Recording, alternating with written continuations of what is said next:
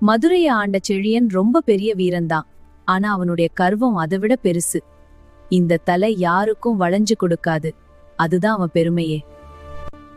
அவன் எந்த கோயிலுக்கும் போனதே இல்ல, யார்கிட்டயும் தலை வணங்கினதில்ல. அவனுக்கு தாழ்மைனா பலவீனம் மாதிரி தோணிச்சு.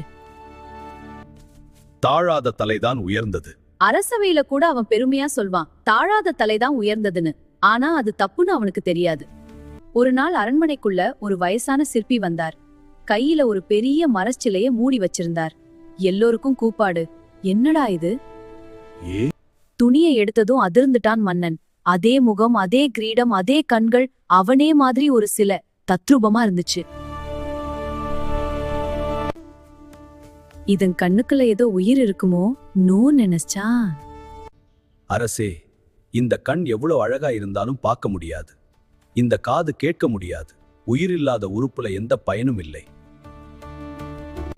அதே மாதிரிதான் அரசே, வணங்காத தலையும் பயனற்றதுதான். எவ்வளவு பெரிய கிரீடம் இருந்தாலும் அதனால என்ன பிரயோசனம்? வணங்காத தலை பயனற்றது. அந்த வார்த்தை தான் மன்னனை உலுக்கியே எடுத்துச்சு. வணங்காத தலை பயனற்றதுனா இதுவரைக்கும் யாரும் அவன்கிட்ட இப்படி பேசியே இல்லையே. அவன் கண்ணுல இருந்த கர்வம் மெல்ல மெல்ல காணாம போச்சு. உள்ளுக்குள்ள ஏதோ ஒரு மாற்றம். அவனே அதை உணர்ந்தான்.